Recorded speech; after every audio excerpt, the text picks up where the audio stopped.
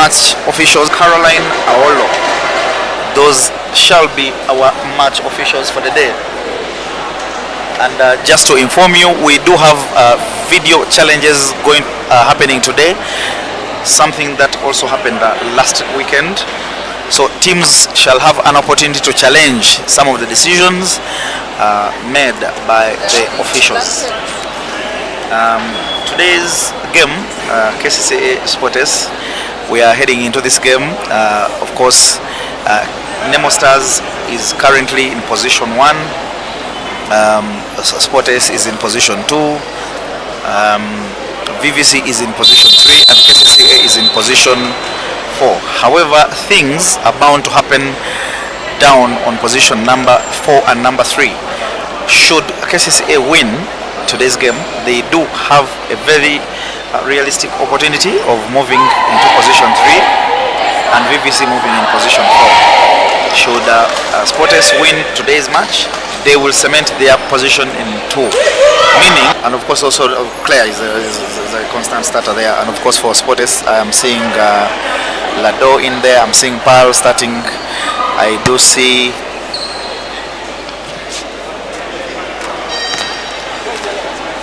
Doretta, Comfort, Agi and Dorin. You can just do us a favor and comment if the sound is good. You can also tell us if it is not good. My man in the machines, Ken, is waiting patiently for that response, but I think we are good to go. Keep those comments coming. I can see Johan Katz is already there. Thank you for joining today's live. The match is underway and let us all enjoy volleyball. Like I've told you, today's game has serious implications. I hope that is definitely not going to go into the heads of Kcca, who have started that off with a service in the net by Maggie. That is very, very uncharacteristic of her. I was actually supposed to tell you that she's actually a very good server. Adieri is saying sound is good, but the network lag. You might want to restart your machine. You might want to restart it or reduce on the resolution. Yes, you might want to reduce on the resolution, but we are good to go here. Our network is perfect. What I can advise is restart the application or reduce on the resolution. Attacks that are away, and it was very far for a new Varo to pick.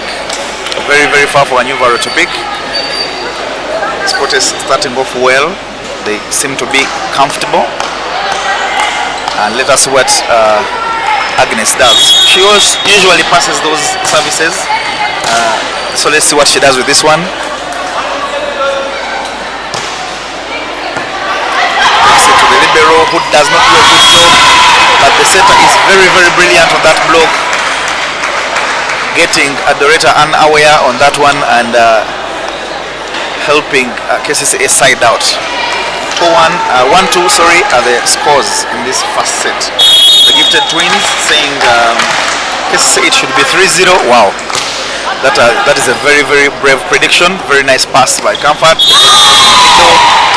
and it was very, very far for Claire.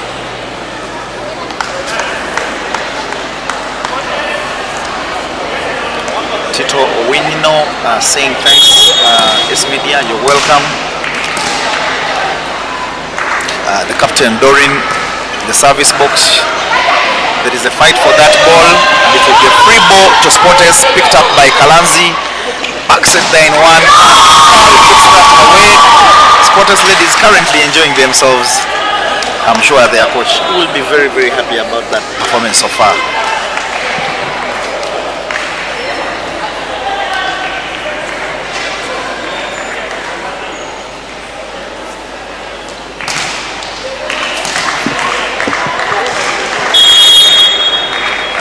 Getting another opportunity at the service box.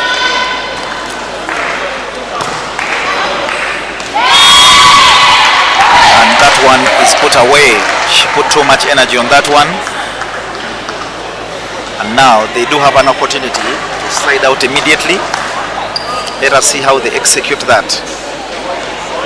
For spotters today, they did start Doreen ahead of Flavia Umhoza. I think that this is the second time she's starting ahead of Flavia. That tells you the kind of confidence the coach is building. There is a net violation. Nakato is trying to deny that, but her colleague Claire tells her, no, there was actually a net violation.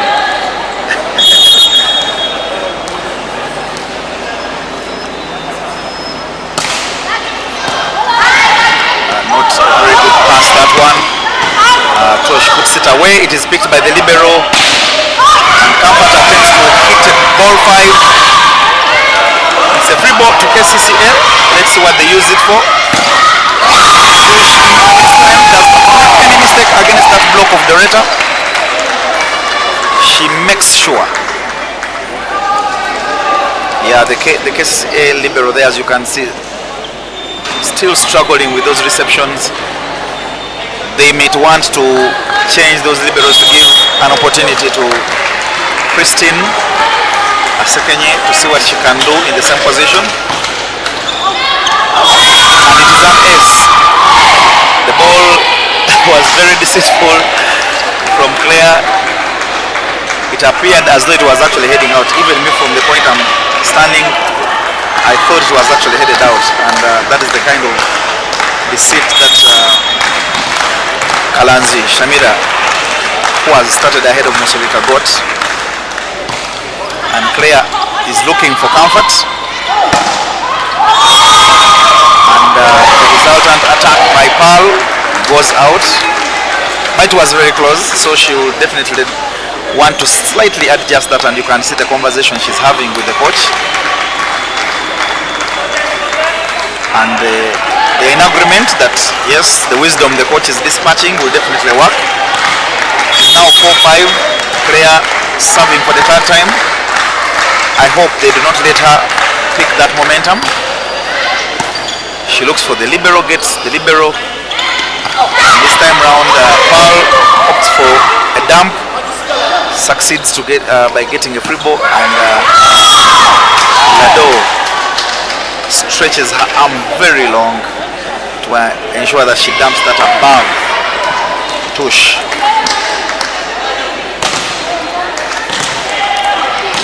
Doretta with the service.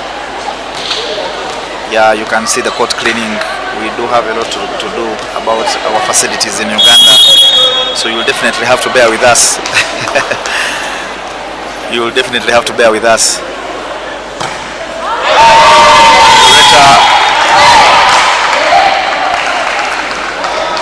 Definitely did not pass those classes at servicing, and you can see the coach is not happy. She needs to reduce on the energy, pace that service. Even the toss was not doing it for me, so I think that is also one of the problems she has to definitely work on. Like I've told you, well, it is becoming a drill of serving out. And you know, services are usually determined in these ladies' games. But of course, it is 6 points apiece. Pearl headed for the service. Like I told you earlier, we do have video challenges today. They are going to happen, so watch out for those. I think, from a personal perspective, even when Pearl attains this very beautiful ace, it is a very good thing to have video challenges, because for the teams that are going to be participating in those continental pieces,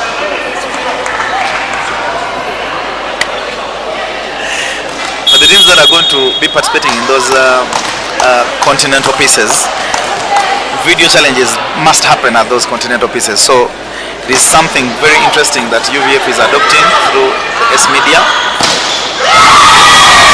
Very nice block, that one. Combination by Lado and Agnes to put Tush down. And you can see the faces of the Kcca ladies not very amused with that. Betty Nakandi saying, hey Howard, thanks for the commentary buddy. You're welcome, Betty. It's been a minute. Happy to be here. Pearl picking up momentum, and it's a very good service. I knew Agnes does not do well against that attack on the block. And even worse was Kalanzi. The ball fell exactly where she was. I feel she would have done better to pick that ball up and give her team a fighting chance. Tush with the service. Because of her, she usually has very nice services. And now she's forced to land and hit that one. And Maggie digs deep down into her experience and dumps that ball. Like my colleague Mose likes saying, she found some people there flat-footed. They simply couldn't move and pick that ball. And what you have observed so far, the Kcca ladies are getting at least 2 opportunities at the service. That is not something that supporters would want to see, especially if they're not replicating that. That's a very good full attack, and it will be a free ball. It is a free ball actually, but another free ball.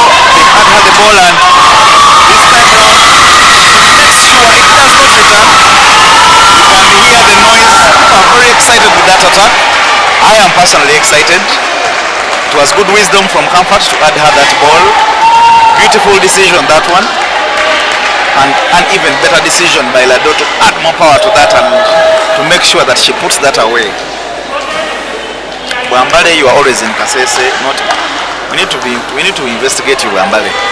Lado with the service. Let us see whether she does the same thing, kind of magic. She's being given very serious instructions here by the coach. That's Damrida Malik. It's a very beautiful service. Unfortunately, Agnes is penalized. She did contact the net in her attempt to. Yes, you can see it from there. She definitely struck that net as she was attempting to hit that ball at the first time. But it was actually a very good decision. It was a good decision. She now needs to work on her wrist, hit Mokalo, those things. Yeah. Nice pass by Kalanzi. Very beautiful block by Claire. Combining there with Mugwale Faith. Yeah, they waited for her. They saw her coming. You can see the excitement Claire does have there. Very good excitement. She's happy she has achieved that block. It's a good statistics considering that in Africa here blocking is not one of those things we celebrate. Lado intervenes, and what does Comfort do? Comfort puts that away. She went diagonal. I think it was very, very fast.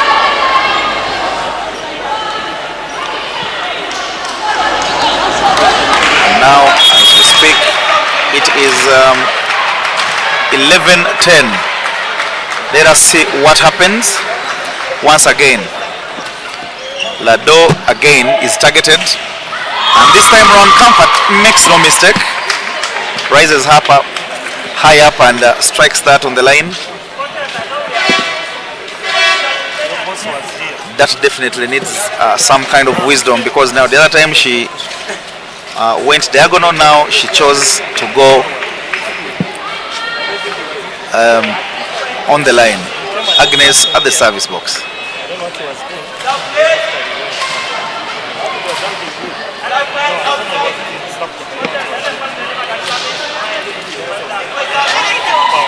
Maggie passes that well, gives an opportunity to Claire, and Claire strikes that clean. Lado fails to put that up, and of course the result is as you would expect. Yeah, you can see from the replay, she moved the ball to her left. Ideally, she was supposed to stand because the ball was exactly where she was standing. Interesting decision to start Nakato there for Kcca. But of course, some of these decisions are informed by what usually happens in training. And it will be a free ball to Sporters. What do they do? From the position I'm standing, those should have been 4 balls, but the referee sees otherwise. And the rally did continue.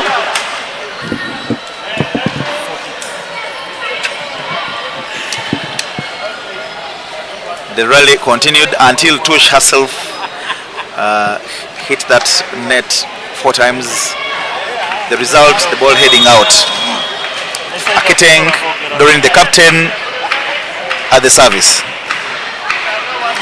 Beautiful service, and the result is that it is a free ball. Well, free balls, the turnovers are very many at this rate. Oh, and this time round, lack of communication from the S team grants that very precious point to Kcca, and of course it's ups now, 12 points apiece. It's interesting how this particular set is moving. And now the setter, Achan Oliver, is at the service box. She is very good when she hits those. You can see that, but it's picked up nicely by Kalanzi there, and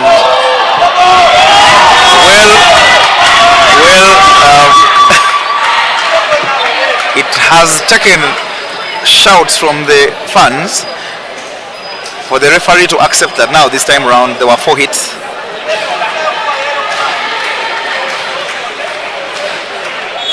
Yeah, you can see that from that replay.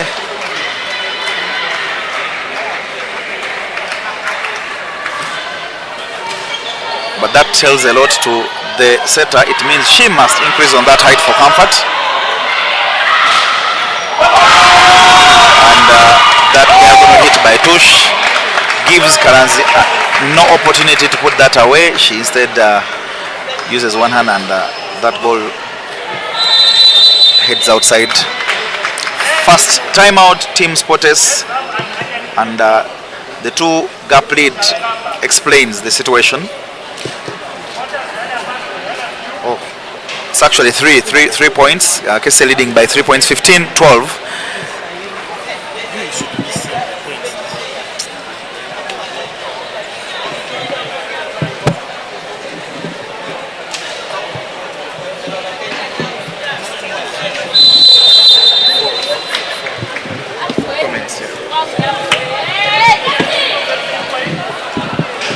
And you can imagine the kind of communication the coach is telling his players, that is Coach Malik Damolida.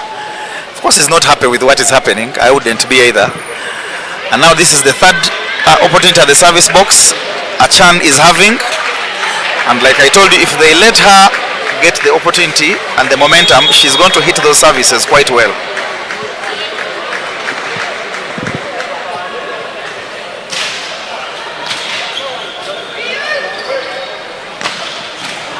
Picked up nicely by Achan, and this time around the resultant attack is put down. Definitely Sportes getting tired of her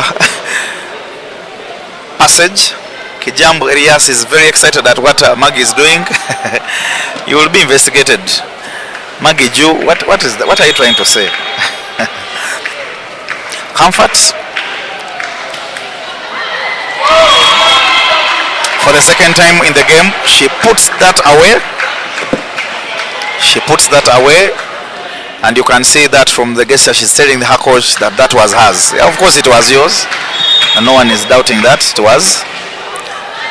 And Claire now heads to the service. Let us see if Comfort will compensate with a very good. Oh, Kalanzi volleys that, and Lado gets an opportunity. Not a tidy pickup, but it will do for Kcca. It actually doesn't. Nakato puts that away. Yeah, it was not quite a tidy reception. So the results are not surprising. The last time Dorita went to the service box, she hit them 3 times, and on the 4th she volleyed it away. Let us see what she does this time around. I think every coach looks forward to that kind of service. Be in the service for at least 3 times. Let us see what happens.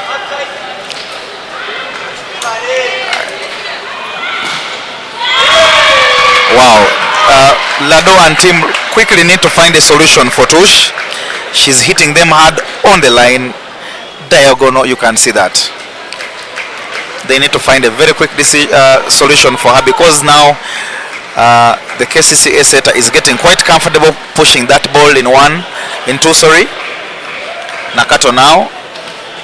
She was a very surprising choice for me to start, but now she has an opportunity to redeem herself. Let us see what she does. The reception is up. Beautiful block, and it will definitely be an opportunity. Yeah, you can see Tush is currently the decisive person right now. Tushemerere Joan is a former player of VVC, is a former player of Ondeje, currently now plying her trade with KCCA. She is enjoying herself. And Nakato is putting good power on that service. This explains the decision by the coach to start her. You now understand why she was started. And things are not helping Sporters right now, who are trailing by a whole 5 points. And a second timeout by Team Sporters, as you would expect. The nature of ladies' games is when you allow such a lead, things begin getting into the head. But of course, still going by the nature of the ladies' games, that is a very small lead. I have seen it happen before. If you want to remember the game between APR and Ndeje University, I think Ndeje was leading that one 23-17, and the captain of the Rwanda national team went into the service box, and as they say, the rest is history. She hit those services, blocks, services, blocks. So for the ladies teams, anything can happen. Okelo Frank, you're watching from UCU. Your team has narrowly survived UPDF. Your team has narrowly survived UPDF. Agaba Eliam, I'm glad you're here. Congratulations on ensuring that Tigers does not go back to Serie B. Nakato here again, very beautiful service. And the result by Comfort, you can see her shaking her head, clearly indicating that things are not working the way she had predicted. The Gifted Twins is saying the Kcca is setting exactly like me. I love the jump set. Yeah, I remember you in Ndeje.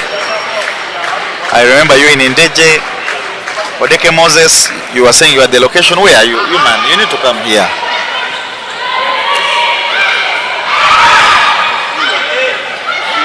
Wow, Sporters, wow, beautiful block by Tosh. She's attacking them, blocking them, beautiful, beautiful.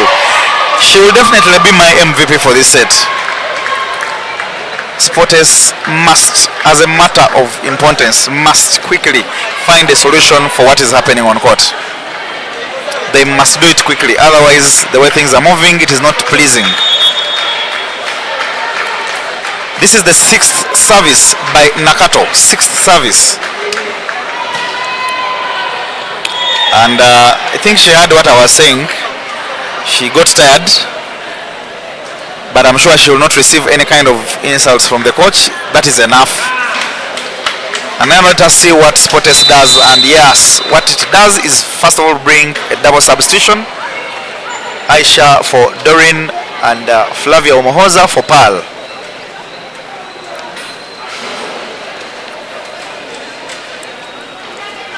Let us see what the double substitution does.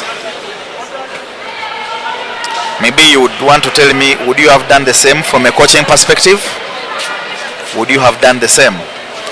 Or what would you have done to try and change the tides for Team Sport S? Achan there, very anxious, waiting. The ball is nicely picked up by Kalanzi, the libero. And it's a beautiful strike, that one by Aisha. It will be a free ball to Sporters. And still poor communication. Lado saves the day. And the block heads out. Of course, Maureen there displaying her biceps.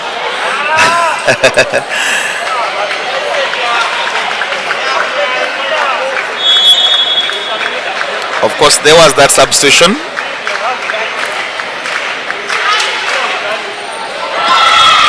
Morin was brought on for Nakato. Yes, that is the substitution that happened. I think the energy that Nakato used was too much. Now Claire has just served in the net. Tito Owino is asking what happened to Tigers. Tigers successfully beat KAVC and of course Sky. So whoever is asking, even as Lado puts that in the net, that is what happened to Tigers. He has managed not to get relegated. I can only imagine it is jubilation at Nsambia right now. Because even here there was a lot of anxiety.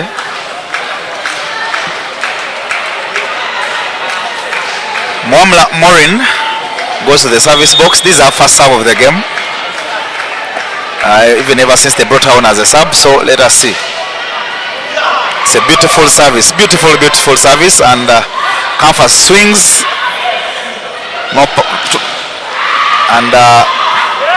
Wow. Sportes is struggling.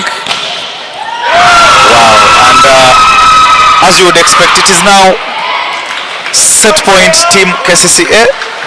They have definitely been the better side this set. Yeah, they have been the better side. They definitely deserved this one, and it will of course be a lot of work to do for Sportes in the resultant 4 sets coming up. Yeah, discomforting service, that one. It will be a free ball to Kcca, picked up, and the setter decides that it is enough. She chooses to dump that one in the long corner and did not find anyone in that position. 1-0, 25-16 in favor of team Kcca. Like I've told you, Sportes have a lot to do. They do have to work on their receptions. They were getting very discomforted by the services of Kcca, and on the service of Kcca, I don't even know what to tell you, because on average each of those Kcca ladies was having about 3 services every time they were in that service box. Now that is not good. It means that there was urgent need by the Sportes side to side out, but they did not take advantage of that. They were also not serving well. You remember on two occasions Comfort was putting those services in the net. Lado put also her service in the net.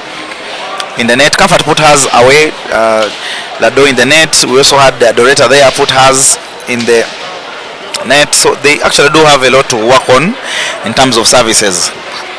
And this is exactly the same thing that happened to Sportes the last time they were playing against VVC. So it is something they want to work on if they must get anything out of this game. Like I told you earlier, this game has very, very serious ramifications on the table standings. Should Kcca win, as it is now looking to, they will go to position 3. They will go to position 3. And that will mean that they will play against Sportes in the playoffs. Yes, that is what it means, that they will play against Sportes in the playoffs. That is one of the important things you need to know about this particular game. But of course, after here, we are going to be having the game between Nemo Stars, who are leading the table currently, and defending champions Sportes Volleyball Club. It is a game where bragging rights are at stake. But for now, let us return shortly with the second set.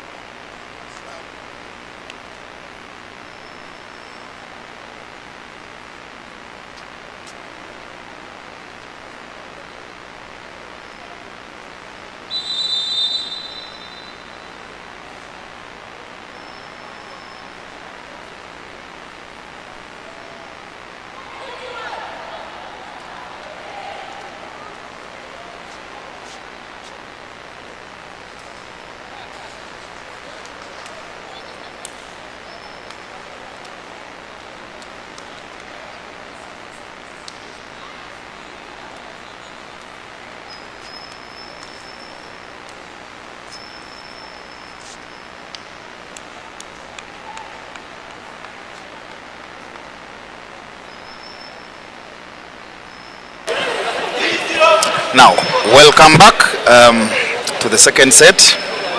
A few changes for Team Sportes. I can see Joy there, shot number 17 starting in the place of Doretta.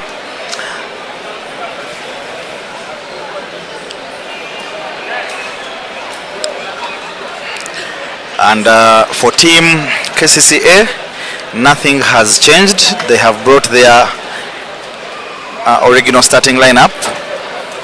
So, from the coach's perspective, the problem that needed immediate changes was the middle, and so he opts for Joy Kusemererwa. Yes, Alice, let me get that name.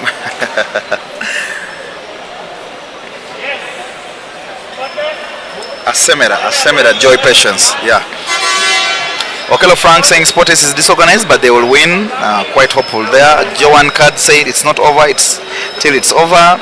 Do not know if that's how the saying goes. Well, you've made your point. You have definitely made your point. And it's actually how they say it. It's not over until it's over.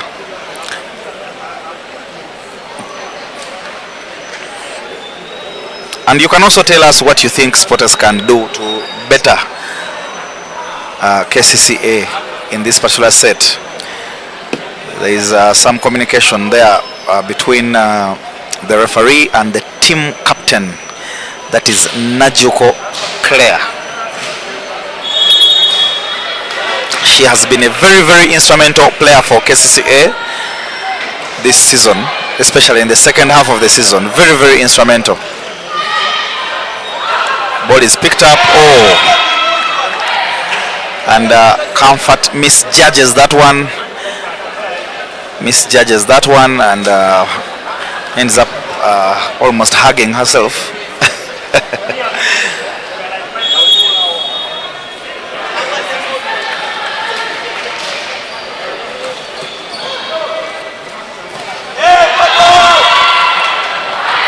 I don't know if it is the kind of communication that Doreen is having with her players. All the balls are short. I don't know if it is the kind of communication that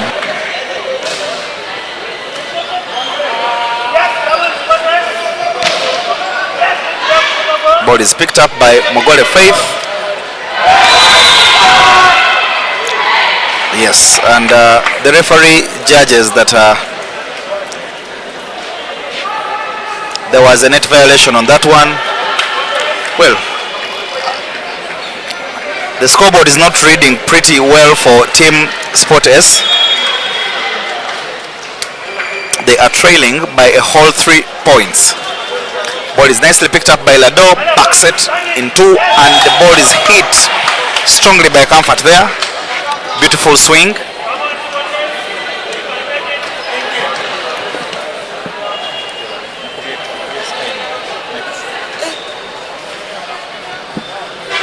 Yeah, the information I'm getting is that Sky was dismantled 3-0. In the arena, I am seeing Shira Omriwe, former coach of Kcca. Her side is now enjoying a free ball. It is pushed to Claire. She strikes that diagonally and there is no one to put that away. Wow, she found that black side is now enjoying a free ball. It is pushed to Claire. You can see she actually even strikes that diagonally and there is no one. Oh my God. Yeah, constant conversing here between Coach Malik and Lado.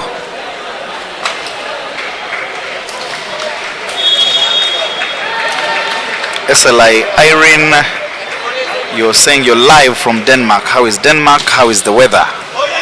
Thank you for watching. Beautiful strike on the line by Pearl. And of course, finally, you could see that there's also a change on the liberals. Patience, Patricia Mosovika comes on and immediately attempts to put her team on comfort. Talking to them. SLI Irene, how is Denmark?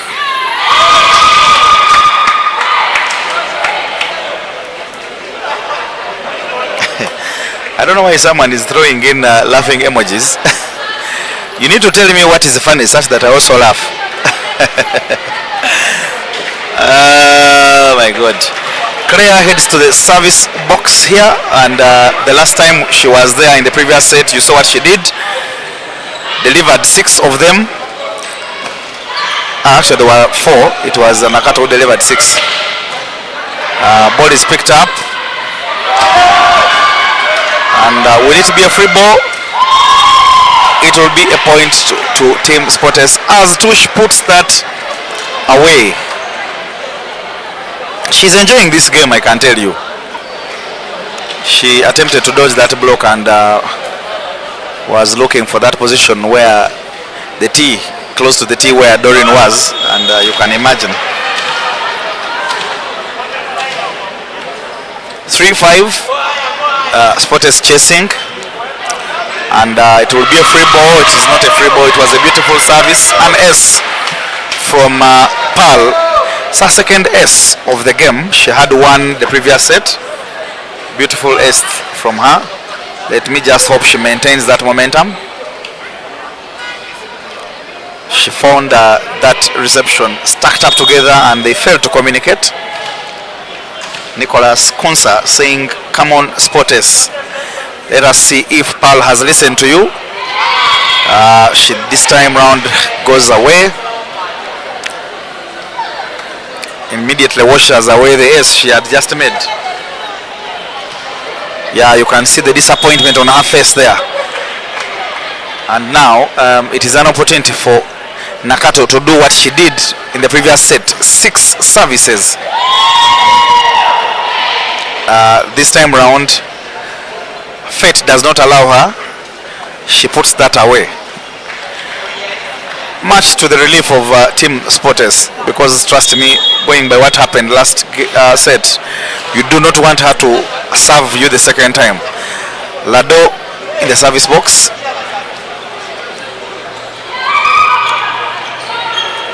It will be a free ball to Team Kcca, and the setter maintains that middle attack. And Mogole Faith makes no mistake against Akanyo, who was just coming up. So you might want to think she was not yet steady on her feet, but that will not be any excuse. She will not be excused for that. 7-5 Tush. Ball is passed quite well by Mosovika. She gets another bite at the cherry, and the miscommunication between her and the libero, that is Comfort, and the libero does nothing good to, but it was a beautiful block by, of course, Faith there. You might want to think that going by her height she was not supposed to jump that high, but she did actually jump that high. Put those hands up there and did not allow Comfort to pass. Tush, second service. And as you would expect, Comfort is not comfortable at the reception. It is an overpass, yeah. Mogole makes no mistake from that middle. She blocks that one. And your guess is as good as mine. The lead is widening. Free ball to Kcca. And now the result is another free ball. But Lado fails to put that ball down. She volleys it instead. And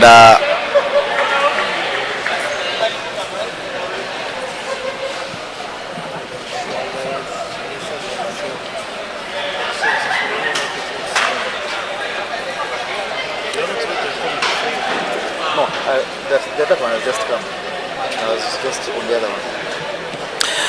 That is the first time out for Team Sporters. Bambale from Kcca, you are wondering why Hillary is not here. Hillary got injured and underwent a knee surgery. So the nature of that injury can only allow her to come back next season.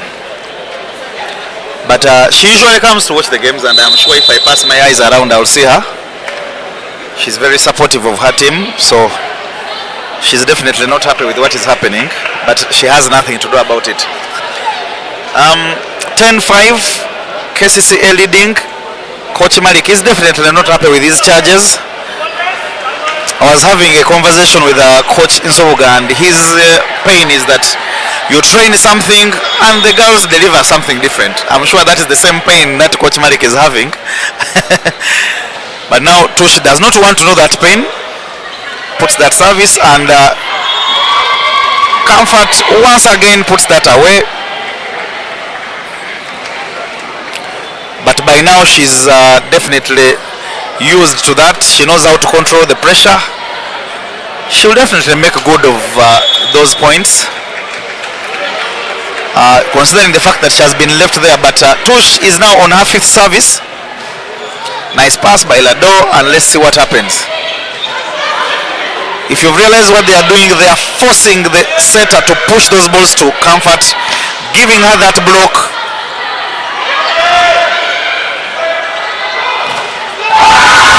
And they are succeeding at blocking her. That is the trick Kcca is having. They are forcing those services in such a way that Doreen has one option, push those balls to Comfort, and they are ready with the blocks. They are making, and of course, finally the referee has, the coach Malik has said, well, she definitely needs a rest. Renata has been brought on in her position. Let us see what Renata does. Sorry, Olivia, not Renata. Let us see what Olivia does. And immediate side out there by team Spotters. They needed that. The gap was widening, and you can see Agnes there encouraging her teammates, telling them they definitely need this. They need it. Another substitution there. Doretta on, Joy off, Joy Asemera. She has fought her way into the team, taking advantage of the absence of Esther. And wow, Agnes, fortunate there that the whistle had not yet been blown. You can see she's very angry. I don't know with who.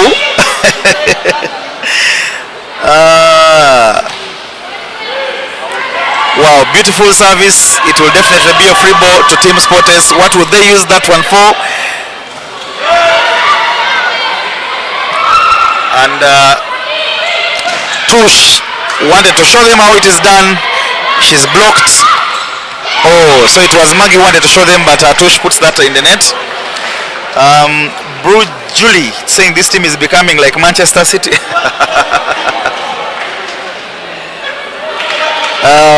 Tito Owino saying, I wish Spotters had a junior team for people like me, a Kampasa. Spotters does have a junior team. The team is called Tigers. It is men, and for the ladies there is team Spotters B. It is currently I think the champion in Serie B. It will be playing in Serie A next season. It is unbeaten, so if you want for men or women, you just have to be clear. But the two teams are there. They do have the junior teams. And of course we do have a timeout. But Winnie Kobsinje says, but does Spotters have only one attacker? Can't the setter try other alternatives? It's so annoying how she's being blocked several, but the coach can't see it. Like I've just explained, what was happening is that the services were intentional. They were biasing the reception and making it happen that the setter had only one option, to push that ball to Comfort. You know, services are also a strategy, so that Kcca has been using that very well. They were biasing that service and making it very uncomfortable for the Spotters team. But you're right, it's a very good observation, Winnie. It's a very good observation. And Tito, you can come to Zambia. You will see these two teams, the ladies and the men's. Spotters attempting to reduce that gap. It is now 8-12. It is now 8-12. This will be the third service by Akanyo Agnes, a former Onkomba player. She used to ply her trade with Nkomba nicely picked up by, and it will be a block. Pushed. Olivia attempts, but wow, good vision that one by the setter of KCCA. She was very tired of the ping pong. Yeah, I think Olivia was supposed to have done better on that attack.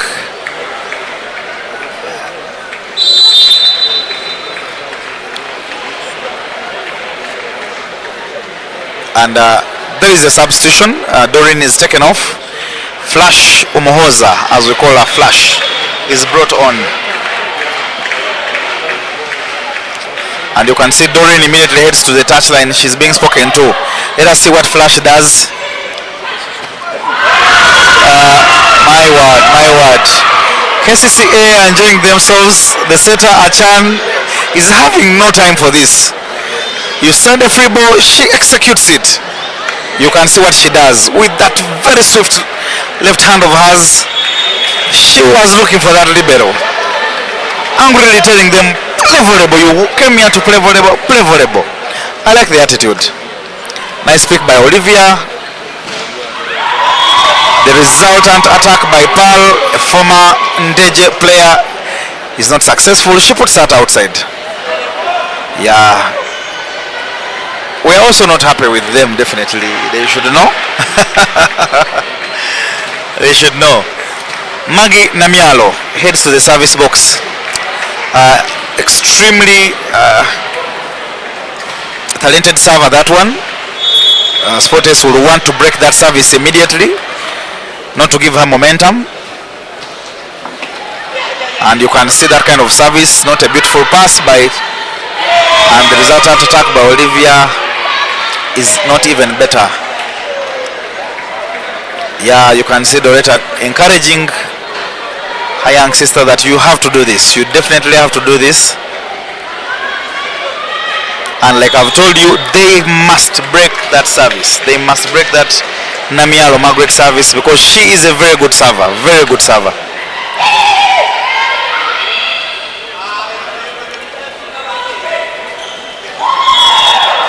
Nice play from the spotter setter, good vision. Anyway, she had no other option, so you might want to think she also got lucky on that one. Yeah, but she got Namialo there flat-footed as well as Tush. Interesting to see that Tush fights so hard to ensure that she picks that. Flash hits the service. What does she do with that? Wow, beautiful service, and even better block by Pearl. Yeah, that service discomforted the libero Akanyo Varoline, who is also a former Ndeje player. Well,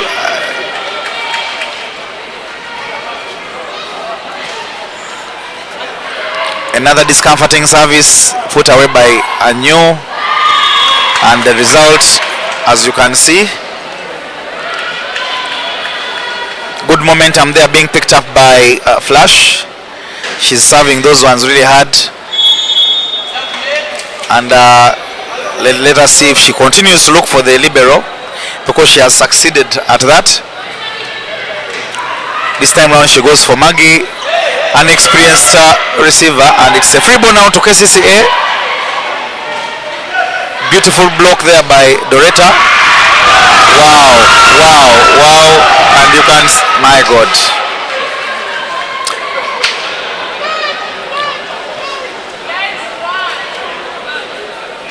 Wow. Yeah, the facial expressions say it all. Picked up nicely by Pearl. Nice hit by Doretta.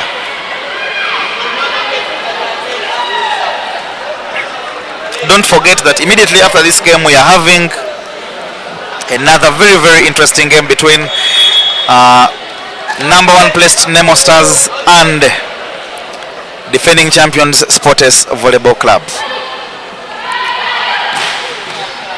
Nice pick by Kalanzi. Beautiful strike by Lado. It will be a free ball to Team Sportes. Will they use it? It's picked up again by Namialo in 6. And Doretta fails to successfully defend that one after that block.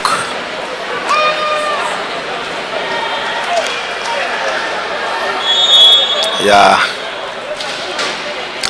that fall by Doretta, the failure to pick up that ball, sums up what is happening to Team Sporters right now.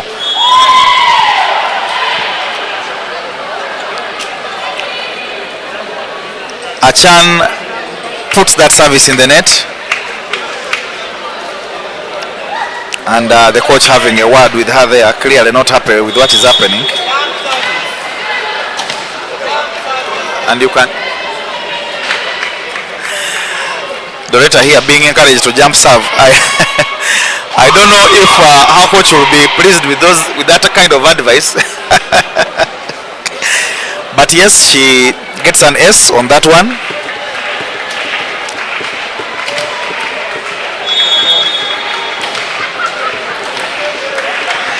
But if I were her, I definitely wouldn't listen to the fans. It is not the time to jump serve. Beautiful block. It will be a free ball, and what do they do? Let us see. Another free ball. They do have an opportunity to make corrections on that.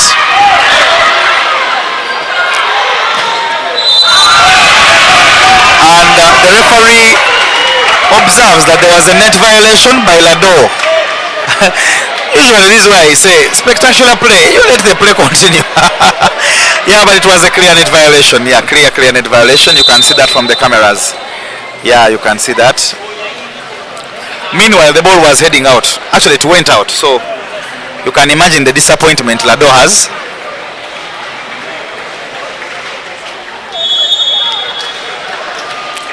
She is definitely not happy with herself. Claire here with the service as Kcca lead 19-14. Beautiful block, one-man block by Tushemerere Sharon. You can see the excitement on her face. Beautiful. Yeah, it was a hug. Akanyo there, not happy of course. She found the arms there, waiting, patient, and as you'd expect, Sporters need a magical turn.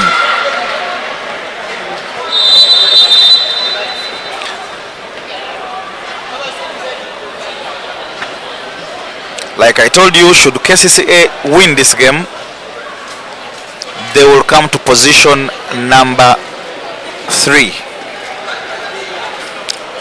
which means we have a potential playoff rematch.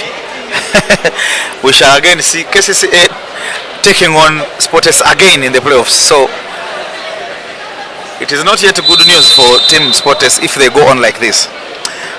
Agasha Josephine Momangizi is saying, what's up with Sporters? We are watching the same game. But of course, like I earlier told you, they need to improve on that reception. They need to work around it. The service needs to get better. Adieri says 1 to go. You had predicted a 3-0, the same as the Gifted Twins. I don't know whether the Gifted Twins are still playing volleyball in Kenya. They last played volleyball, I think. One of them was in Kcca sometime after leaving in Deja. Lado this time round uses good energy on that one.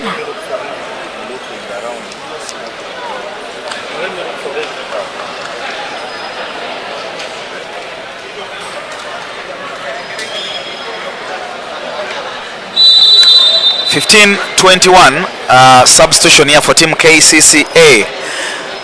Legendary player Jepkroy Belinda is brought on.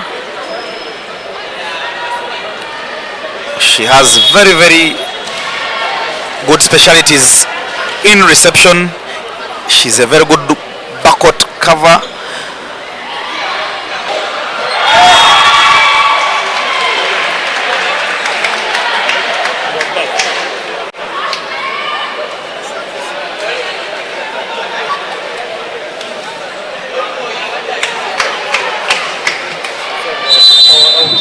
do apologize for that break. We did have a power outage here, but we have worked on that. We are back online. 18:23, a substitution here. Aisha is brought on, but Sport is still trailing by a whole 5 points. They do have a lot of work to do. Let us see what Aisha does in the service box. She is a very good server if she has them on. And you can, yes, see what she has done with that. It will be a free ball for Team Sporters. What will that one be used for? It is put in the middle, and the referee judges that there was a net violation. Good start for Aisha. She will want to keep that momentum going. She will definitely want to keep that momentum going.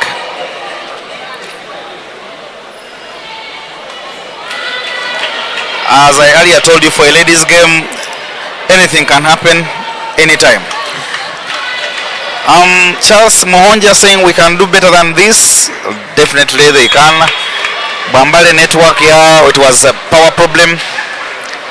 My Melo saying looks like the connection is off. Yes, it was, but we are back on. Christine Helen saying let's go Kcca. And I speak here by Aisha and Olivia, who has not been really attacking. The referee judges that the ball was played from outside.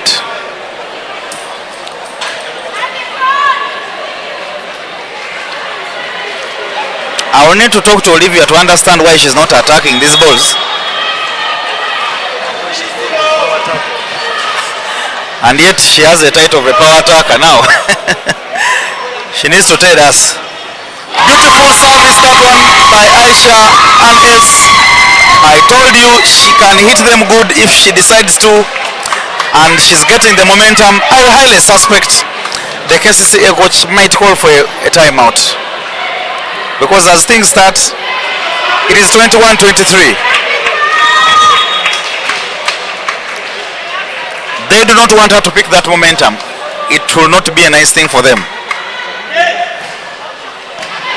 Another beautiful serve. It is beautifully picked up by Tush. And Mugole Faith makes no mistake. It is set point Kcca. Olokoto. Wow. Oh, a jet, sorry. He's finding out the scores. It is 24-21.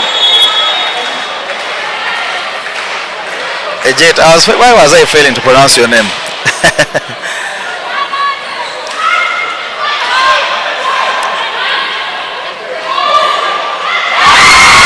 And this time round, the attempt by the Kcca setter Achan to do what she did last time, hit that ball the first time, does not succeed, much to the relief of Sport's team. 22-24. Another substitution. Aisha is taken off. Lado is brought back on.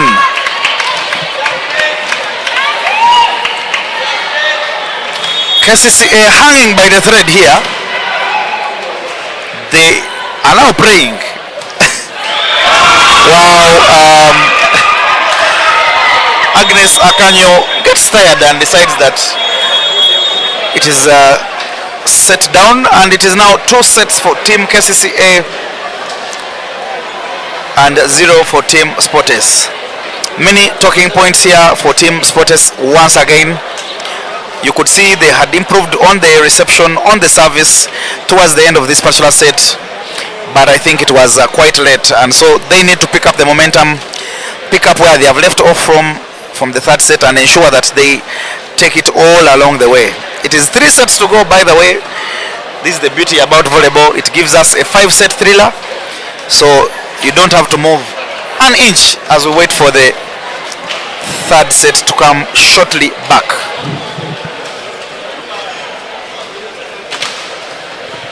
Okay, listen. Like I told you earlier, we do have a game coming up between Nemo Stars and Sportes. Nemo Stars in position 1 and Sportes in position 2. That game has no serious.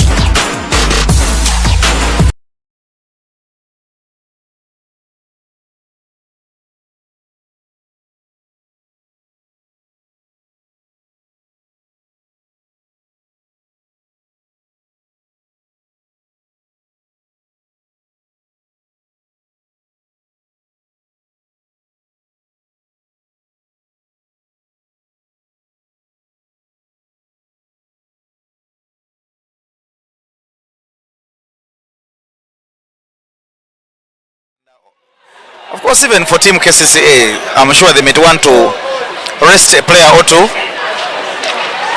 I don't know whether their plan to represent Uganda at the ACC in Cairo has succeeded, but there was a plan anyway. But for Sportes, the men, it shall be going to Kigali. So you want to wait for that one. Yes, and there is a small change for Team Kcca. Let me start with Kcca. Belinda, they are starting.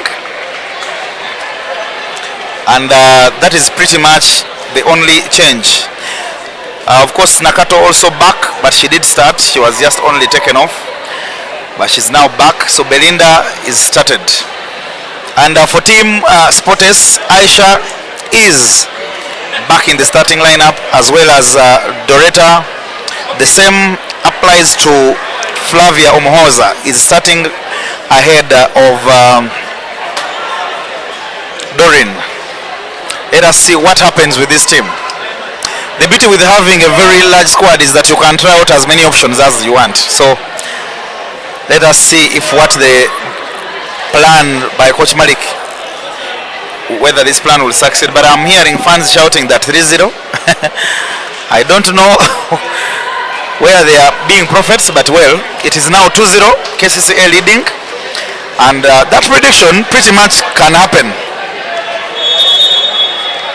The pressure is now on Team Sportes.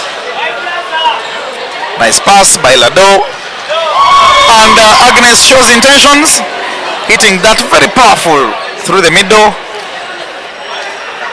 Nakato is kept wondering where the ball passed, and you can see the words she's getting from her coach Bwenje, who was a player himself.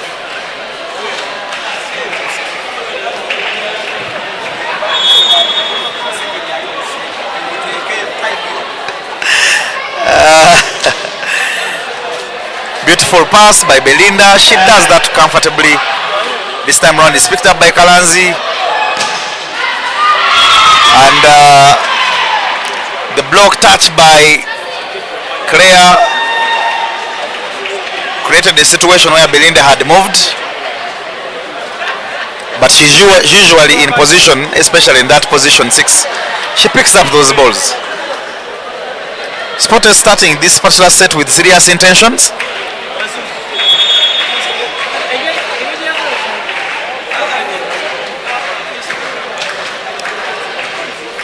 Nice pass by a new Varoline. Beautiful block by Akanyo Agnes and Pearl. That combination. Like I told you, ladies games are very funny. Anything can happen. Anything can happen. The arena is heated up. Of course, we do have an interesting encounter coming up between the men, Nemo Stars and Sporters. Another block, it's a free ball to, but Aisha picked that ball from out. But this time round, she picked it out and ensured she puts it on the line.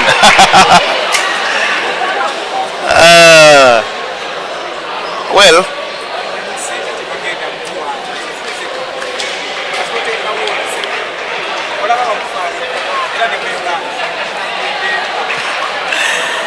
Sporters has started this particular set in a very comfortable way. They seem to want to get the pressure off themselves, but trust me, they do have 3 sets to go. If anything must change. Bambale Alex saying come back loading.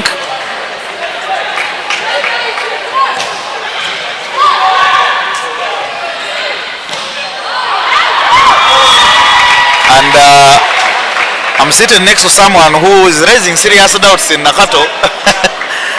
And so far Nakato is proving him correct. 4 errors now by Nakato. 3 on the block, and now that one, that attack outside. So I don't know what's wrong with Nakato.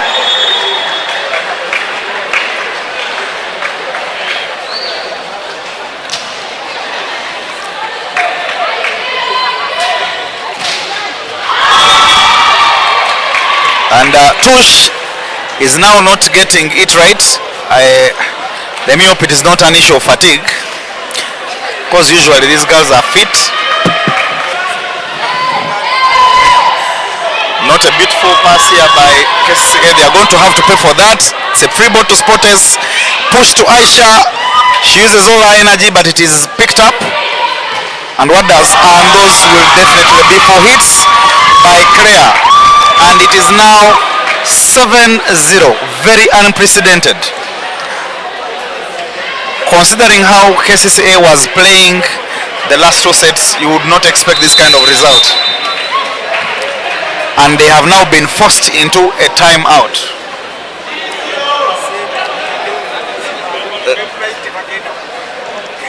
Ladies games and sports are always interesting. Anything can happen. I don't know why the Ndeje University sports tutor does not have belief in Nakato. He has serious issues, but anyway, it is good for the game. But I also have serious beliefs that once they come back on court, Nakato might be substituted, because she is the passage through which the Sporters attackers are going. They have seen that advantage. But she had a good first set, so I don't know what has happened. It is said she's Muslim. I don't know whether the fast is getting its toll on her. But now Flash has her 5th service. And this time round, Achan had the wisdom. Last time she was dumping those balls. This time she was seen well by Aisha. That is a confidence booster, by the way. And finally, we do have the substitutions coming. Achan is off for Mwamla Morin. Nazite, former Ndeje player, comes off for another former Ndeje player, Tosh. Let us see what this double substitution does.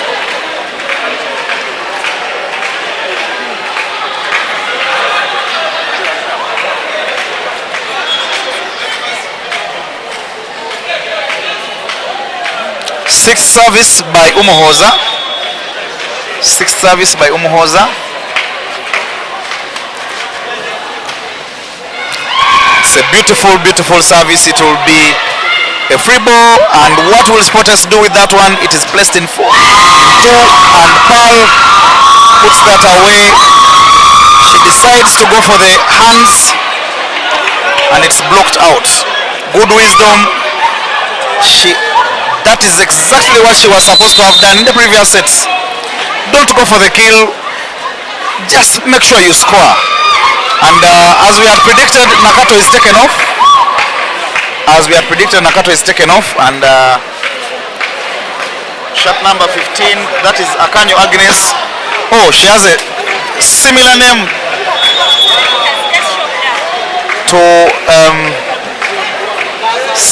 to Akanyo Agnes of Sporters.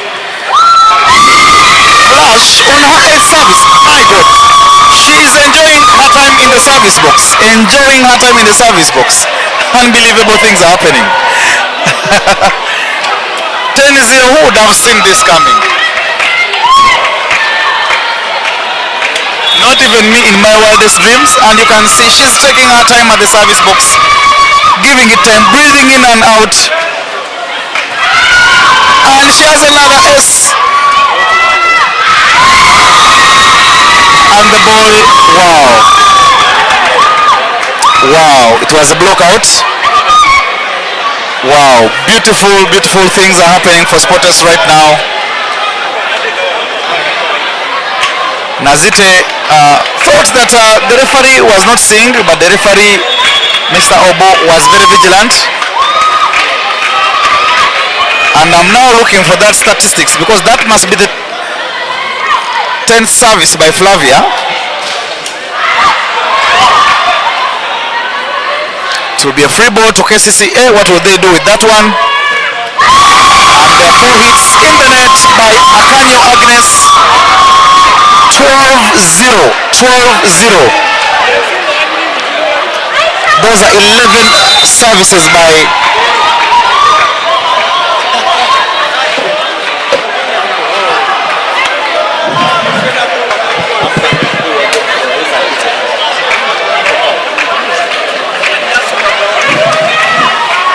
wow, 12-0. I didn't see coming. Flavia Umuhoza is serving for the 11th time. Isaac Anyike saying Sporters is losing this game. Well, this is games and sports as you would expect it to be so. But those predictions are welcome. You can keep them coming. The ball is picked by the libero, and the resultant attack was not as successful. KCCA with the much needed break. I think that Aisha would have gone for a dump on that one, because even the way she stood, she was not in an attacking position. So she would have gone for a dump. But now let us see what KCCA does, because now this is their first service, and it is being served by someone who is good at putting them away. Mwamla Morin, a former NDJ player.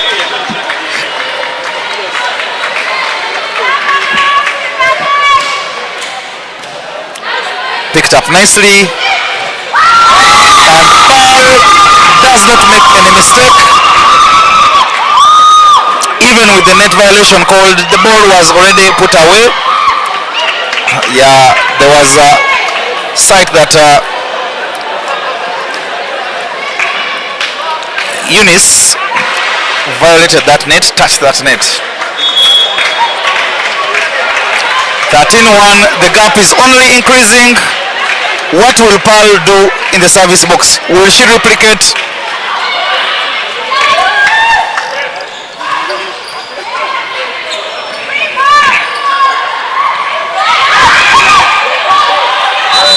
Oh, and that dive by Aisha, she ends up migrating to the side of KCCA,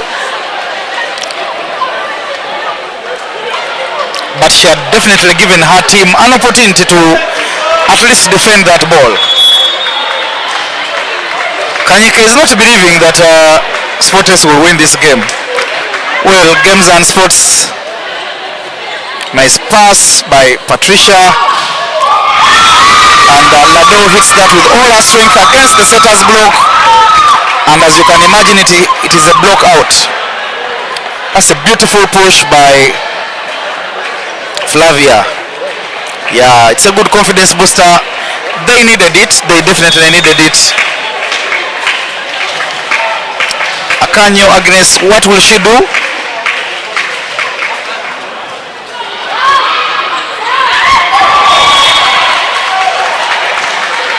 And you can imagine the setter dumps that one away.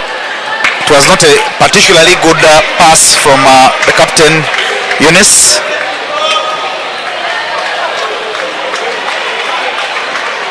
Uh, 3-14. Isaac Kcca saying Kcca should plan for the next set. How do you expect him to plan? You want him to rest some players? For ladies kind of volleyball, it is not actually a set gone. Anything can happen. Anything can happen. For example, as you can see, Aisha in an attempt to look for that line. Yes, the coach of Sports is asking for a challenge. Let us see what happens here. But let us see what happens. I did earlier tell you that there was an option for challenging the decisions. There was that option.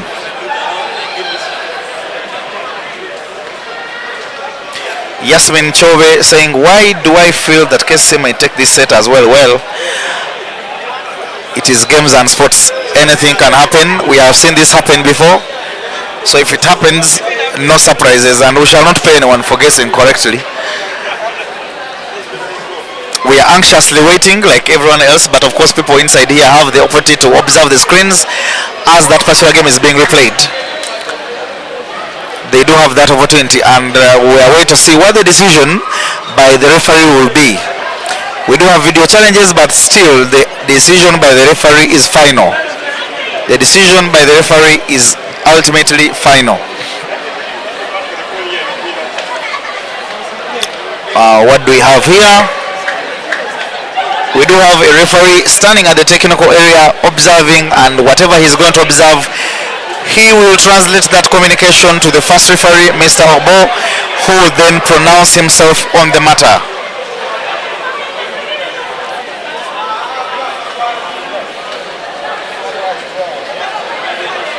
What do we see? What do we see? I can hear the conversations happening here. They're wondering, was it an issue of the net? Was it an issue of a block out? What exactly are they looking for in this challenge?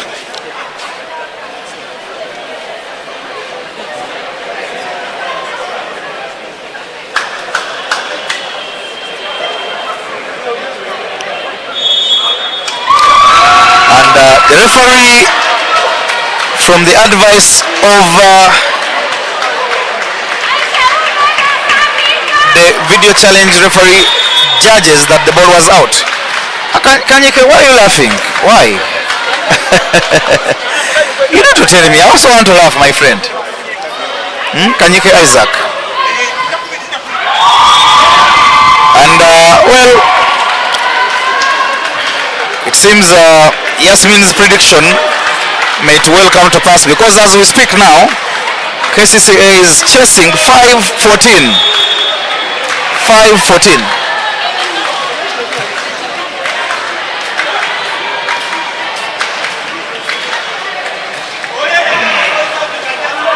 Not a very comfortable pass, that one from Pal. And yes, and the referee observes that there was a touch from that ball that Lado was sending to the Kcca side. No complaints from the Kcca side, especially from Mogole Faith. She did not complain. She knew exactly what she had done. And now it is 15-5, a 10-point lead. Sport is closer to the finish line. And not a particularly good pass. Wow. And that was a very, very low ball for a middle player. That was a low ball, yeah. It was a very, very low ball. It was a low ball. I also saw that. Even going by my height, I would not also have attacked that one.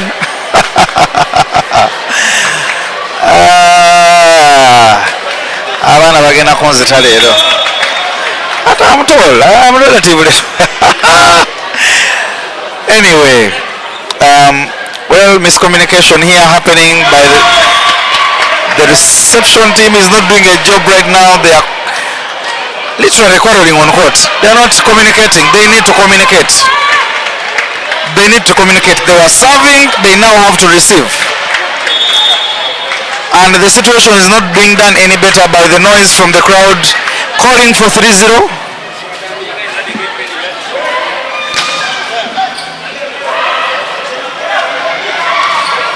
Lado hits that block high up above, and Nazite pushes that back set as you'd expect. Muamla Morin makes no mistake from position 2. She always strikes that ball with power, holds her biceps and tells you this is exactly what it means to have the energy.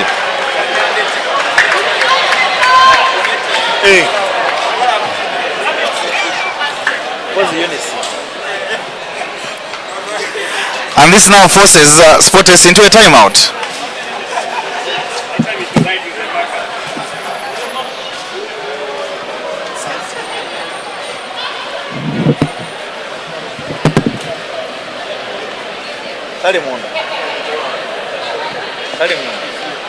Bruno Fernandes breaks Beckham's record.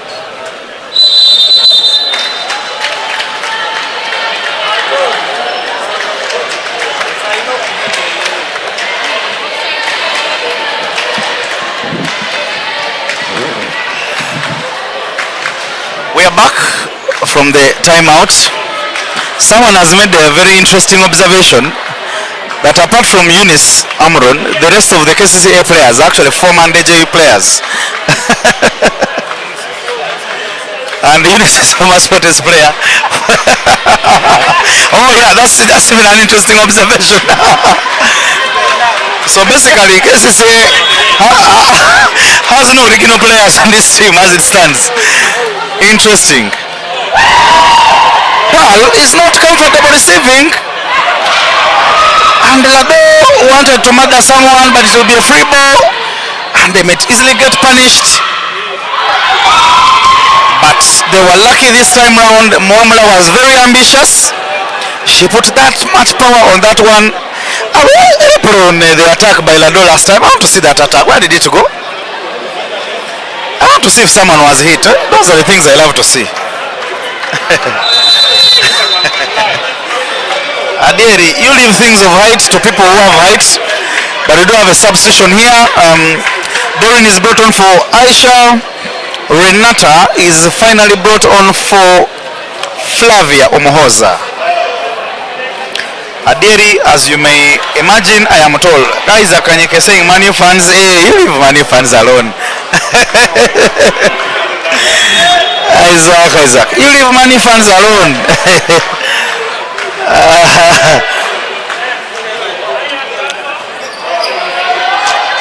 What will happen? It is pushed to Bella, dumps, and it will be, well, Paul also choosing to dump. What does she do this time round? She chooses to execute it, and it is a free ball to Sportes.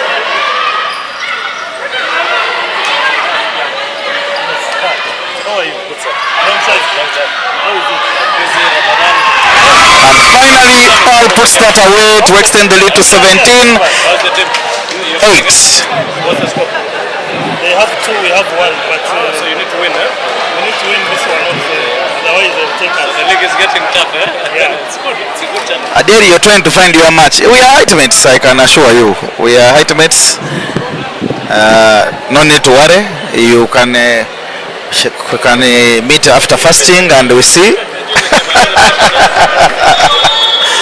I have allowed. I am your match.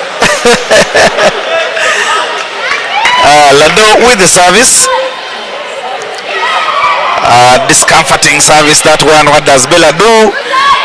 She passes that ball over and Paul puts some power to it, but it is not discomforting. The same happens to Mwamula Morin. The ball is still up, and this time round Lado finds the libero who fails to volley that ball up, and it is now 18-8. I'm now starting to believe that Kcca have no way back into this particular set. I think now this is the point where I might call the set in favor of Sports. I might. But well, it is volleyball, it is games and sports. Lado with the second service. Beautiful, beautiful service. And it will be a free ball. It is even not a free ball. Mwamula Morin puts that away in the net. Adieri, Tochikola Adieri. 19-8. 19-8, they lost hope. The little hope that Kcca had is now getting lost in this particular set. I'm talking about this particular set. It is a timeout for team Kcca.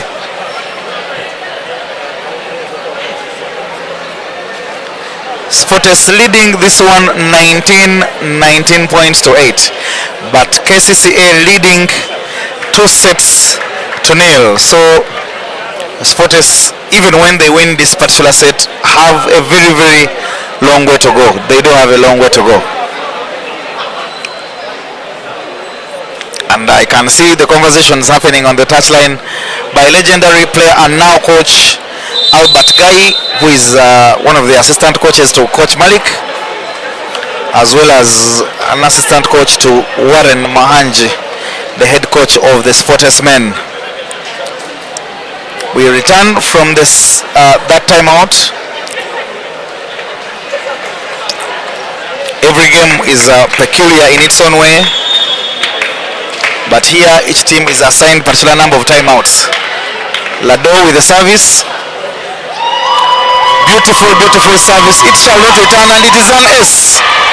It is an ace, but the power was a little bit too much, and that's what the coach is telling her, that she got lucky that a new Varo decided to volley that one away.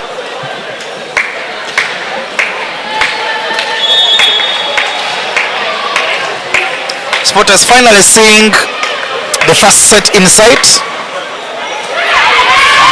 and it is a second ace by Lado. She's loving these ones, my God. Columbus Chris, why are you people laughing? Derry is saying tit for tat. Yes, tit for tat.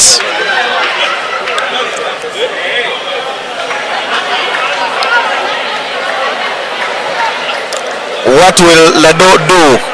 We have had a substitution. Bella is taken off. Bella is taken off.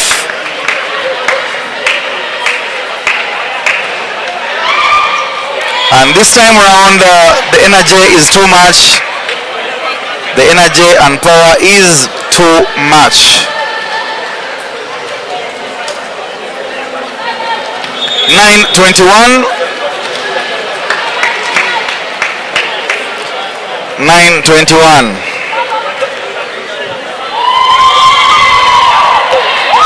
Unprecedented things. Things are happening in ways I've never seen.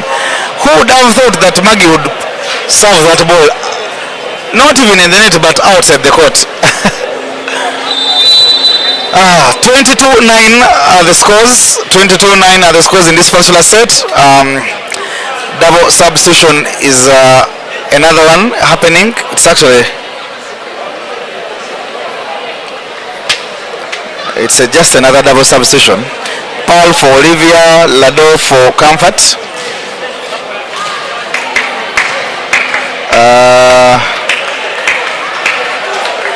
Well, let us see how the ladies brought on stand.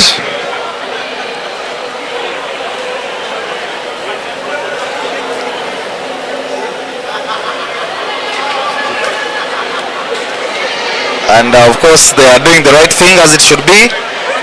They are inquiring on the position. They don't want to be called position fouls.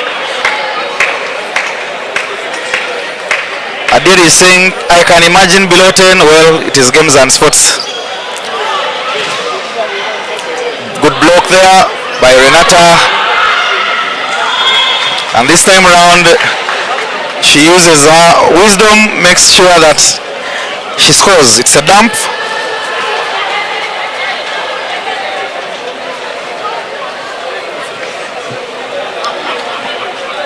10-22. Kcca ultimately trying to chase this one. Adiri is saying the thief is chasing the one with the gun.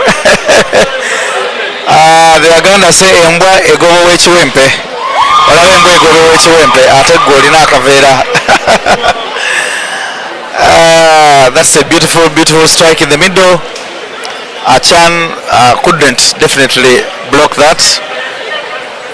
Namesake. Those who have the same names. Interesting. Both of them are Akanyo, Agnes, both of them. Nice pass. What will happen to that one? Eunice relieves theirs, strikes that one beautifully, even with the call for net violation, but that was a beautiful strike. Yeah, she reminds me of those jumps she used to have. You can only imagine.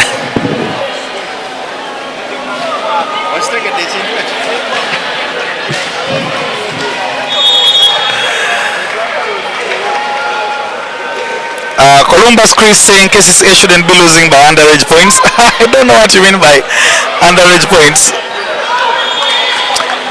Olivia yet to hit her mark. She is yet to hit her mark.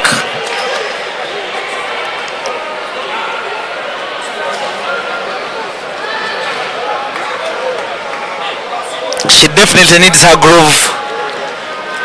She definitely needs it. Maureen heads into the service box. Let us see what she does. 12-23 are the scores. Volleyed nicely by Olivia, and this time round she hits it, not quite with power, but Eunice this time round does not succeed in hitting that ball on court. Neither was there a net violation. It is a set point, Team Sportes. And as you can imagine, it is closer for Sportes than it is for Team Kcca. They would have loved to wrap it up with a 3-0, but it may not happen. And it's a beautiful block. They are not now allowing her to pass. Another bite at the cherry. She's blocked again, and it is an end for this set. This time round, they did not allow her. Yeah, you can. And meanwhile, it was Doreen blocking her. She has a very safe block, that one. Very safe block. Dear is saying Kcca with a demo feeding. Yes, we do have two more sets to go. It is 2-1. 2-1. Sportes leading or winning this set by 25-12. Very many positives for them. They were doing very many things excellently. The service was good. Nice reception there. And that is what they should have done from the start. But for now, let us return with the fourth set.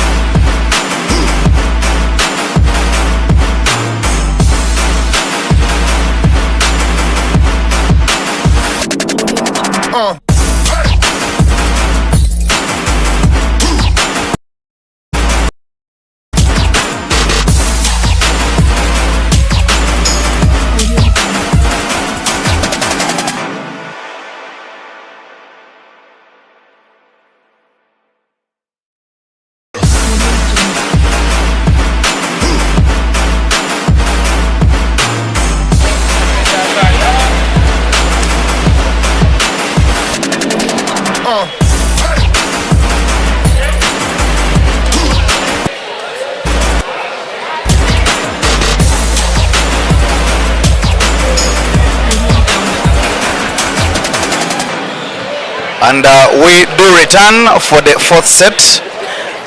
Some changes here for team KCCA. Nakato does not return. The coach opts to start with Akanyo, and for team Sportes, the same team that started the previous set has been maintained.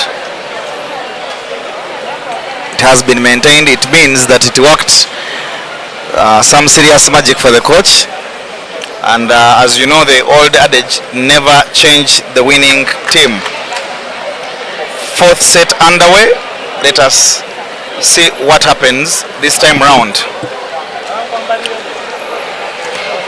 Isaac Kanyike said we have one set to go. Well, volleyball, it is 5 sets usually, so from where I'm standing, it is 2 sets to go.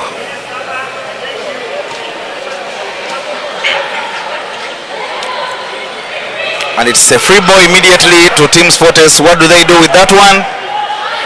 They take back the free ball, grant it to KCCA, and the result is a punishment. Mogole Faith, who has not had a very bad game, it has been a very average game for her, executes that one.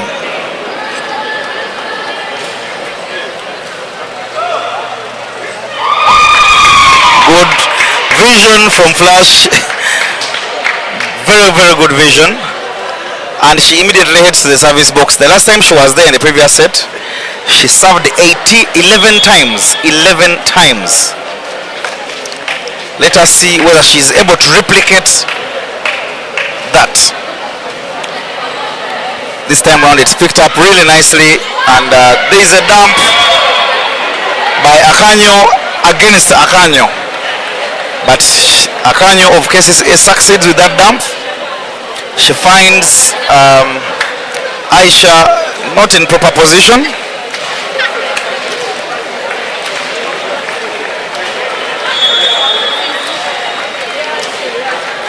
And they are having that conversation as a team.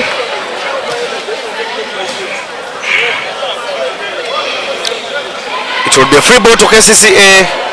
What will happen?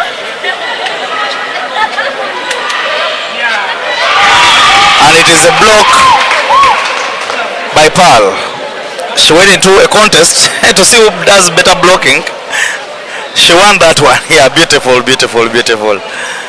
Height advantage, but they are equally, I think, the same height. So it was, I think, a case of who has a better skill, more flexible wrist, and strength.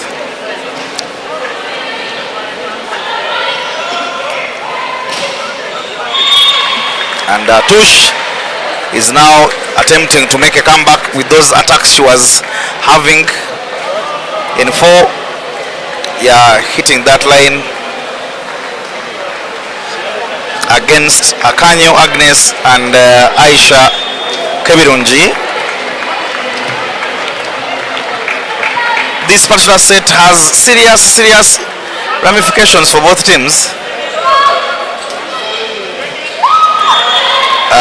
The attempt by Aisha heads out. She was looking for that line. but she cut it so deeply.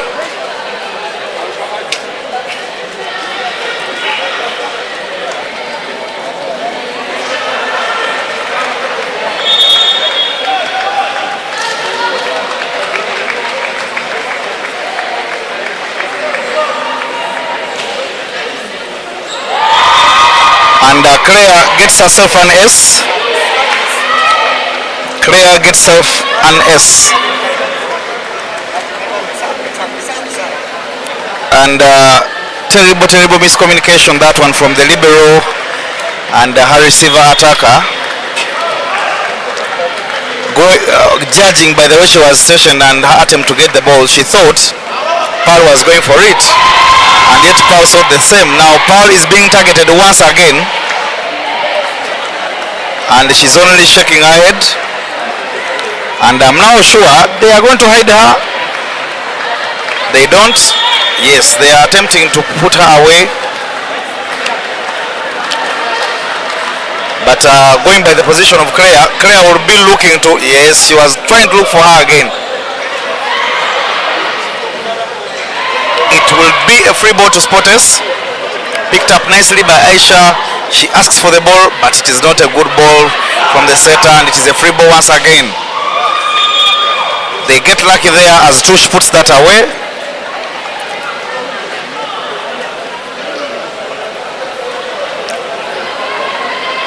They are having conversations there, saying, why did you ask for the ball and fail to execute it? And the setter is saying, well, sorry, I didn't set that one well. Setters conversations. Akanyo has previously had a mixed opportunity at the service, putting some away, putting some on court. And this time round, Joan succeeds. Not so powerful on the strike, but yes, it did the magic. A point is a point. Yeah, the contact with the ball was not really good, but all the same delivered. Akanyo Agnes of KCCA, she has some very good services, and you can see, like I already said, they will need to break that service immediately, and thankful to God on their behalf, they do break that service, because if they had let Akanyo get that momentum on that service, she can easily go 5 services uninterrupted. 4-7 this time round. Sporters chasing. They have not really been good at chasing, so what will Aisha do? Beautiful service. It's a free ball. What will they do? Beautiful block, that one. Beautiful block.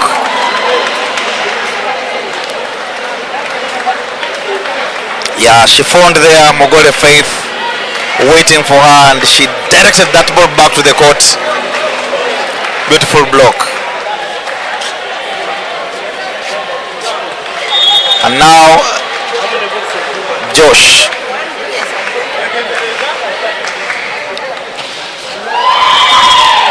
Tush decides that she will give them another chance to see, but it's at the cost of her team. It is now 6-8.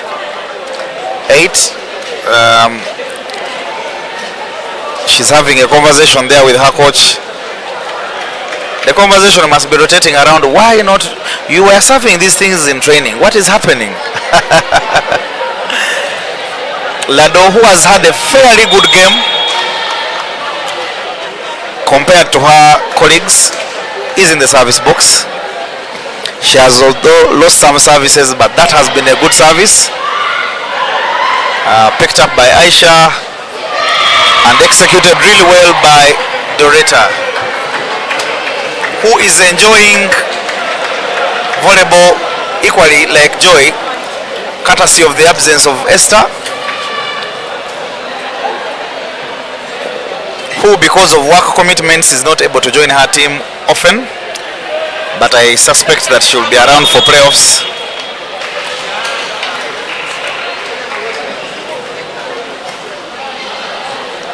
You know, sporters, it is a matter of education, it's a matter of working. So they do not want you to win on one and lose on the other, as it should be in sports. Why do I think that ball was out?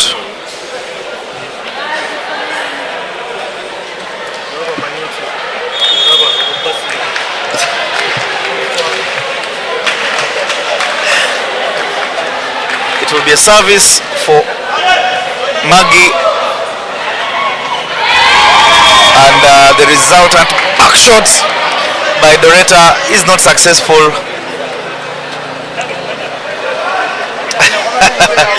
Okelo Frank is saying, Mr. Commentator, sir, I told you Sportes will win.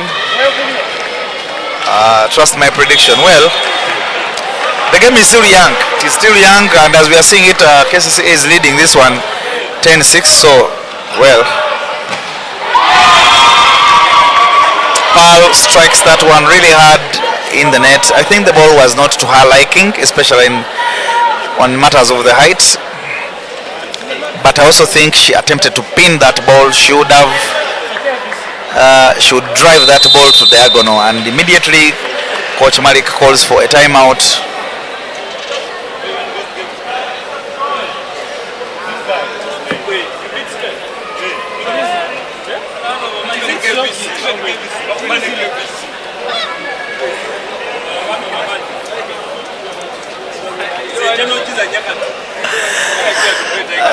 Some interesting banter here. People are surprised that Tigers won against Sky and KVC.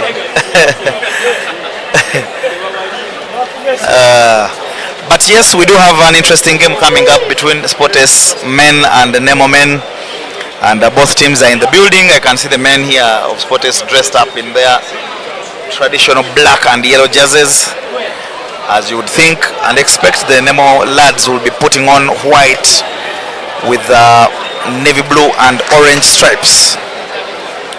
So that game is coming up shortly after here, and it is going to be fireworks. It is going to be fireworks. So expect that game shortly after this particular one. Maggie gets a second bite at the apple.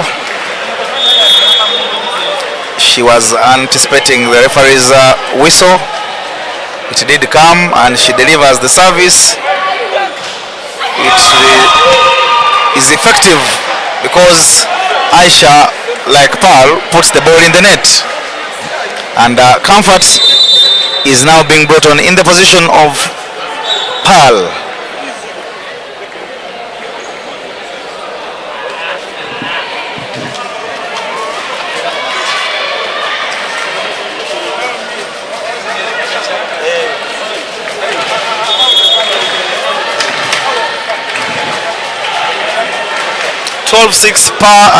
Maggie returns again, and this time round Comfort hits it. It goes away but does not score. Beautiful block. The blocks are now what is running, and this time round they find Aisha napping in one. They find Aisha sleeping. Maggie, fourth service. Sportes again back to where it was in the first and second set. Things are not particularly working for them as they had just previously worked for them in the third set.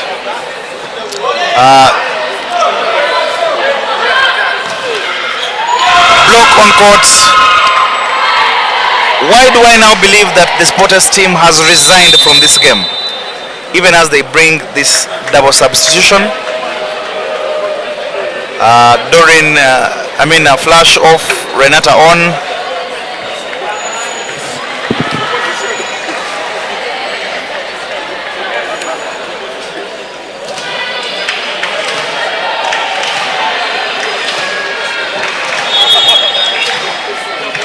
Maggie with her fifth service, and Kcca is saying they will frustrate Comfort. That is what they are doing. And they're doing it successfully with the service.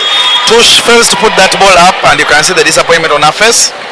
SLI Irene saying, let's go Kcca. Chirabo Brand, you're saying you are watching from Tula Kawempe. Greetings to all those people of Tula Kawempe.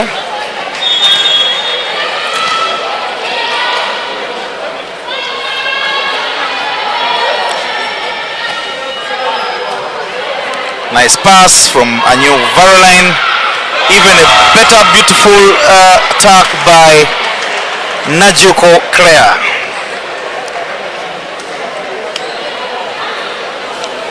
She hits that high up above that block.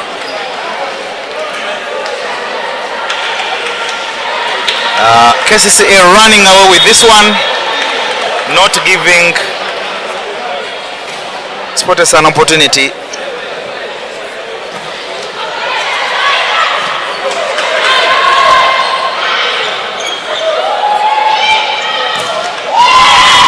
Comfort with the energy against the block of the setter, and it's a block out.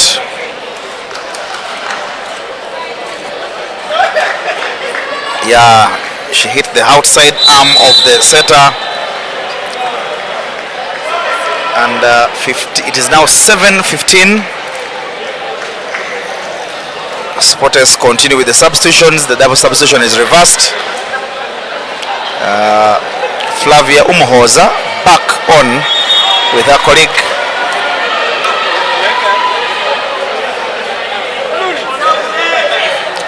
I have not got anyone predict 3-1, but I think we are headed for a 3-1 going by how things are moving.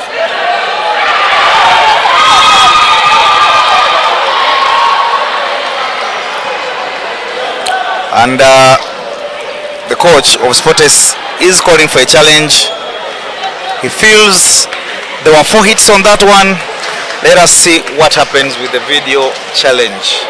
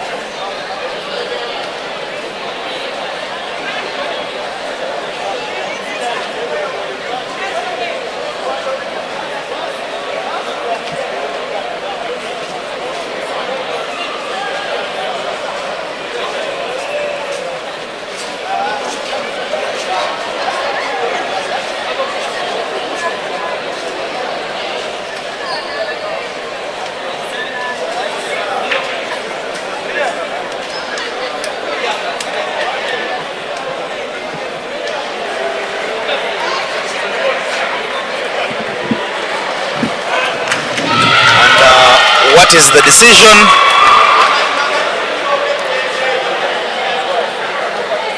The referee sticks with the decision earlier that the ball was out and there were not 4 hits.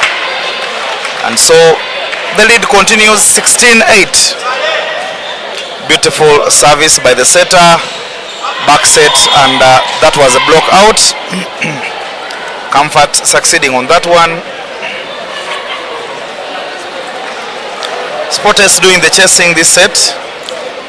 Kcca attempting to do exactly what Sporters did to it in that previous set.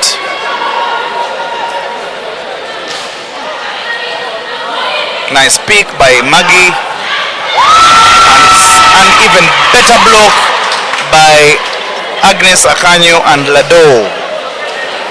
The two combining to deliver that beautiful, beautiful block, as you can see it. She found the arms, you can see that what it means to Akanyo, telling her, I have strangled her. Another nicely picked up one, back set by, and there definitely was a net violation. I could see that clear net violation by Kebirungi Aisha.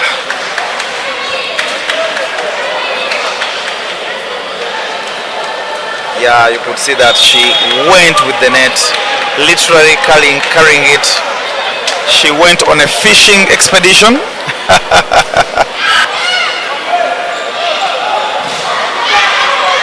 That will definitely be picked up. It will be set by the libero. Wow. The rally is constantly turning, but there was a net violation by Akanyo. She's, by the way, very good at violating the net. She's,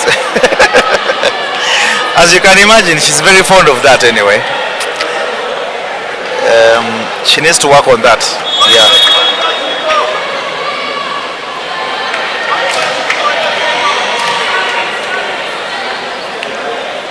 Six-point lead is what Kcca is enjoying.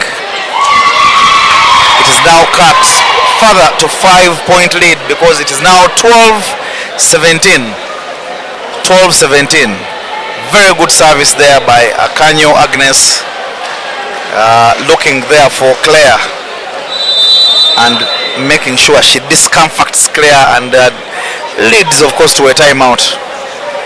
The Kcca coach Boenje Edward does not wait for any further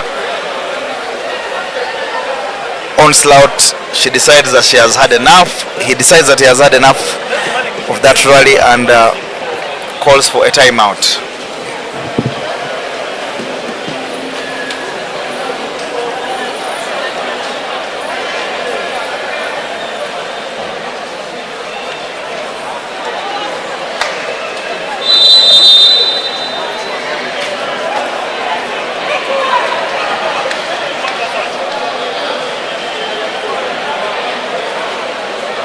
We are back. It is 12-17. Akanyo Agnes looking to go for her third service. She does hope, against all hope, that it will be an ace, similar to the one she has just delivered. But of course, timeouts have a tendency to kill the momentum. Let us see what has happened to her head now.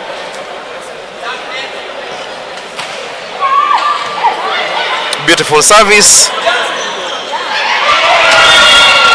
And well, it's a dump. The two blockers, that is Akanyo Agnes and Dorita and Lado failed to be aware of their surroundings after that attempted block, but they should have kept that ball in play.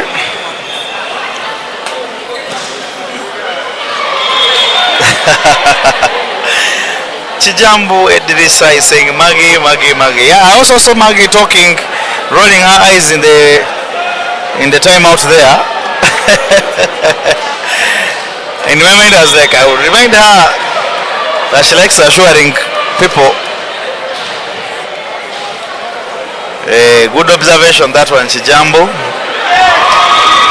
Too much power on that service by Aisha. And it is now 19. Is it?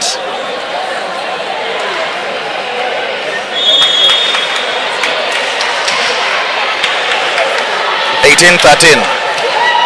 Joan with the service, and it is an S. It is an S. 6-point lead restored. It is actually 7-point lead, and Coach Malik here calls for timeout. We do anticipate that we will have statistics here for you to have a clear understanding of what has been happening in terms of how many aces, in terms of how many errors. It is my hope that we shall have them. So let me see what my technical person Ken does.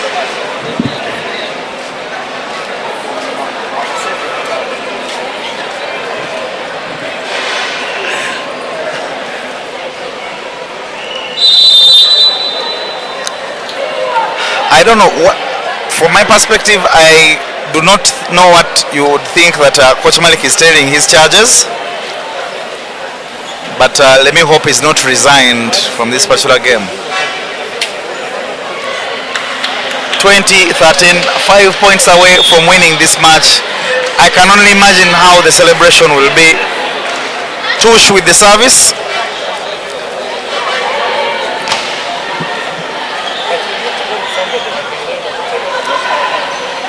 It is a free ball, but is it a free ball? It is not. Aisha fails to keep that ball up, and she grants KCCA a very loved point. 21-13. Things are not as you'd expect for Team Sportes. 21-13, the scores clearly headed into their and Maggie makes sure the win is even further taken. It's now 22-13. The Sportes girls do not understand what is happening to them. They clearly used so much energy in the previous set. They needed to reserve some. But well, it has not been their day, especially on the reception. That reception has really disturbed Team Sportes, and it is something that they have only 1 week to work on, considering that the playoffs are only a week away. They must work on that reception as well as the service. They must. Isaac Kcca saying champions, and you pin that. MC Inspirations Mentorship Hub, good job. Is the SS Nemo Derby going to stream? Yes, it is going to be streamed live immediately after this one. Columbus Chris says, I think KCCA gave out one set intentionally.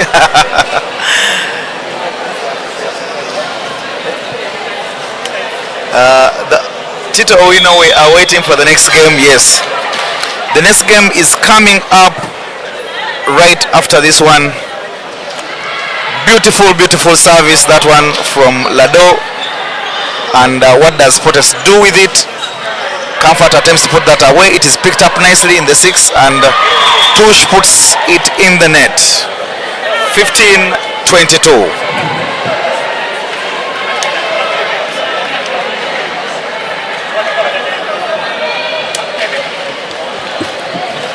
SJ Osmans is asking what's up with Hillary. Is she injured? Yes.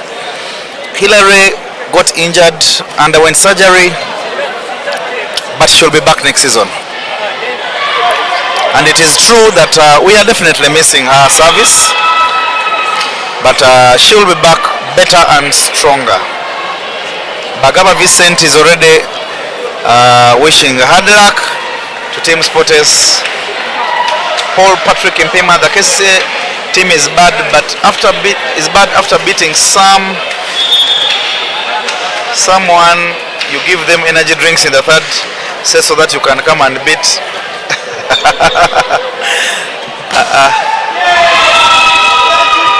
Comfort with 4 hits, and it is match point KCCA. Very clear takeaways from this game. Very many areas to improve for Team Sportes. Service, reception. Those 2 areas must improve for them. What does Maggie do with that service? It is almost an ace, and it will be a free ball should it cross. Yes, it is a free ball to KCCA, and it is pushed to Claire, and she makes sure she executes that one with sublime power. And that is it for us this game. It is 3-1 Team KCCA against Sportes. KCCA getting their revenge on Sportes because in the first round Sportes did beat up on KCCA 3-0, if I remember very well. So this was a sweet revenge for Team KCCA. And we are just going to take a very, very short break, as you'd imagine, to adjust the height of the net, have a brief conversation with the referees, and bring to you the game between Nemo Stars and Sportes. Have a good evening for now.